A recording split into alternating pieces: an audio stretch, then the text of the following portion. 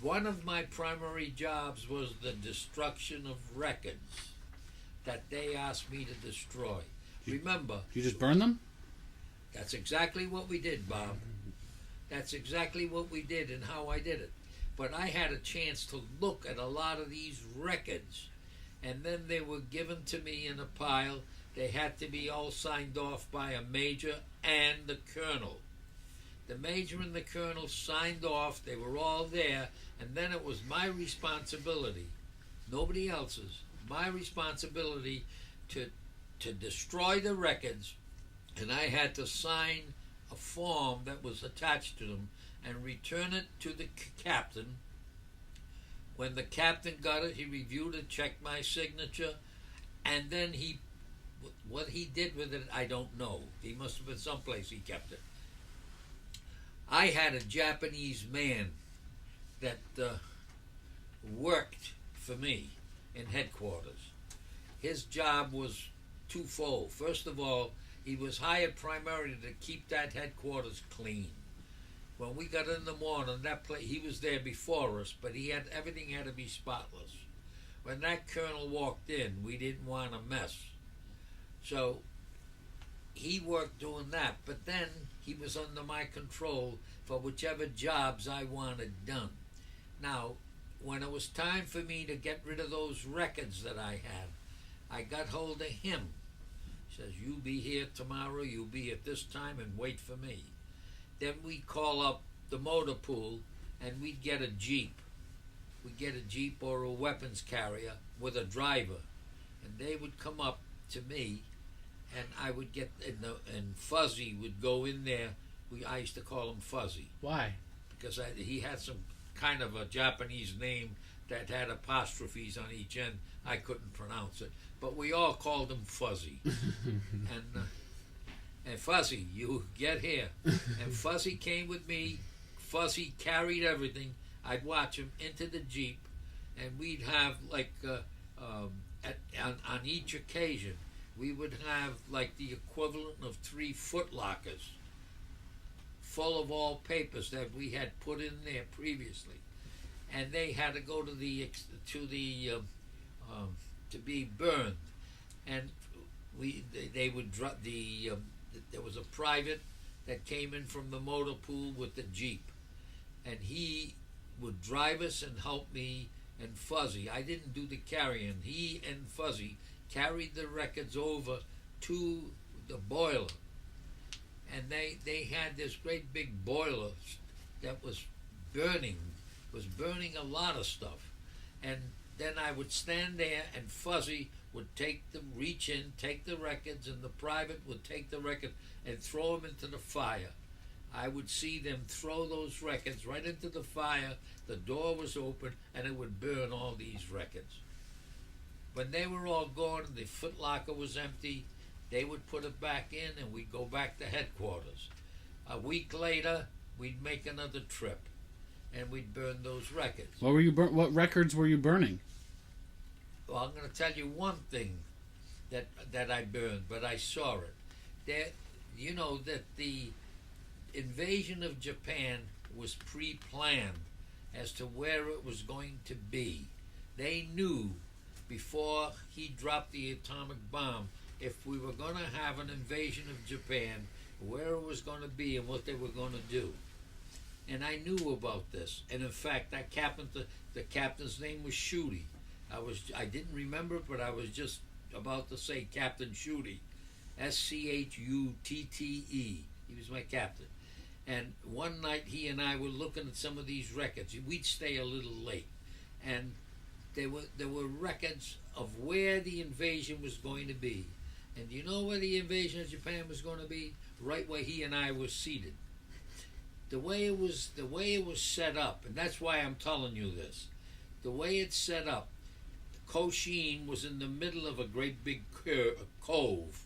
If you can visualize a cove, if you look at a map of Japan, an enlarged map, and look for the city of Kobe, and you look for the city of Osaka, it's like Route 128 going around Boston. But of course that was all water. And Cochin was a great big beach. and the beach extended around all the way down to Kobe and all the way up to Osaka, and then it went out into the ocean. That beach had, yes, Anna. Could you hand me that book, honey? Thanks. That is where the invasion was going to take place. And don't slam it. Don't do this and don't do that. She's just being a brat. Well, She's being a brat. Go ahead. Go ahead. that's where the invasion of Japan was supposed to be. And Shooty and I sat down, we were talking, and he said to me, "Can you believe it?" He says, "We're here. But we're here alive. They're alive because of Harry Truman." Mhm. Can you imagine the thousands of soldiers storming that beach to get in? What it would have been like. You saw. Now, I saw the place. You saw the defenses too, didn't you? Did you see the defenses? Yeah, here's what I saw. That was a Japanese airfield. Mhm. And the first building we stayed in was the tower. It wasn't a very high tower. You know what it reminded me of? I don't know if you people ever noticed. When you go to Hills Grove, that's the Providence airport. We used to call it Hills Grove. If you take the airport road, and on the right, there's the original building for the airport. It wasn't known as Theodore Francis Green Airport in those days. It was known as the Hills Grove Airport. And that building there, when I was a kid, they had a little tower, and that's controlled the flight. It was like that. It reminded me of that. But what happened is, when we went in, we took over the airport and used that for our ordnance battalion. That's where we operated from. We used that part. And the original building, it had some rooms in it. And we stayed, and I slept in those rooms with the original group of guys that came in. The rest of the guys that came in were assigned to their particular task, like the motor pool, food services, or whatever they were assigned to. Then they had billets at that location. Further down from that building, there was we used to call it the Paradise Inn. There was a long building. It reminded me of a motel. And that had individual rooms like a motel. And we called it the Paradise Inn because it was pretty doggone nice for those days. And the officers were using that as their. They moved into that particular building.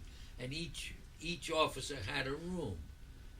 So when after a while, we were there maybe 3 months, and all the officers were moving out. So I said to Captain Shooty one day, "Hey, where are they going?" Now in the Army, the rank of officers, they have what they call company grade officers. Company grade, that's the status of the men in the service. And the company grade officer is a lieutenant, a first lieutenant, and a captain. They are company grade. When you get higher than that, they call it field grade. You have a major, you have a lieutenant colonel, and a colonel. They are what we call field grade officers, another strata. I learned all this in headquarters. Then when you get above a colonel, you got generals, and it's the general grade officers. So when an officer becomes a general, he's a general grade. If he becomes a major, he's a field grade. If he becomes a lieutenant, he's a company grade. So all the majors and colonels, we didn't have anything higher than that in our particular battalion. They moved into a building that was further down the road, maybe an hour or so, which was a much nicer building.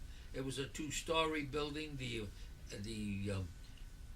The grounds and everything were classier, and we had that building. So who do you think moved? All the officers moved into that building. I said to Shooty, I says, what are we going to do with this building? I don't know. He says, no one even knows. I said, well, why don't you allow us to live there? He said, let me talk to the colonel. The next day he come over and says, Bob, you and your staff can move into that building. And we did. And we had there was myself and two other, each two guys were going to share one of the rooms. But the three of us that went in initially developed a friendship. And we worked and we set that up. Who were those other two guys? You know, I got pictures somewhere, and I can't remember names too good right now. As I talk, I might shoot out their mouth. Well, I think why don't you move on to what it was like when you came back? All because right. I think if anybody... But anyhow, I just want to conclude in saying that we really got that place worked up. Sure. But if the war had continued, Shooty and I had the plan. Mm-hmm. We had the plan for the invasion, and that invasion was going to be there. And the reason they picked that spot is if they landed there and they went through, they'd go 4 miles with a main road from Osaka to Kobe, and all the way across the island, they'd have to climb a mountain to get to the other side. But they would, in effect, be cutting the Honshu, which is the main island in Japan. They were going to be cutting it in half. Mm-hmm. When they landed, and if they went there and went right across up to the mountain, I don't know what they were going to do on the other side. But that was going to cut the island in half, and then they were going to go from there. So go on to telling us what happened when you got back home. So, okay, that was it. So I told you that eventually I came. That's another aside. I got a nice 1-week vacation up in northern Japan, up with like it was a resort, and they called it TDY, and each outfit would get a TDY for a non-com a month, and someone would get that week's vacation. Who do you think got a week vacation there? Yeah, The guy who sets it up, me. So myself and my 2 buddies each got one. Okay, now that's enough about we got. I think it's enough about service. Japan. So you got back to Rhode Island. Yep. After going across the country, you landed eventually in Oakland.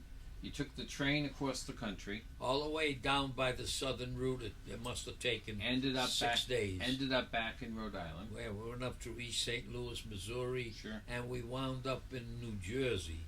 Then we had to wait around and get a discharge, and we got discharged. The discharge wasn't final for about another month after we got out, but we were dismissed. They paid us the money they owed us, and we went back to civilian life. So what happened when you got back to Rhode Island? When I got back to civilian life, my mother was thrilled. The first thing I remember is I got home late in the evening. It was in springtime, I guess, around April, and 1948? no, 1947. 47. 1947. So I was 20 years old. So we didn't have a phone. My mother and father didn't have a telephone. You couldn't get a telephone in those days. Everybody wanted them. The phone company, it was all politics. If you knew somebody, you got a phone. If you didn't, you were on the waiting list. You knew Uncle Mike, though. Oh yeah, but he was not in administration, you know. So I went home that evening, and now my Uncle Joe Santoro. Oh, by that time we were living on Truckstone Avenue. Did you ever go to my grandmother's house in Providence? Did you ever go to Nun's house? Yeah. Well, that became our home. We bought that house when I was 16 years old.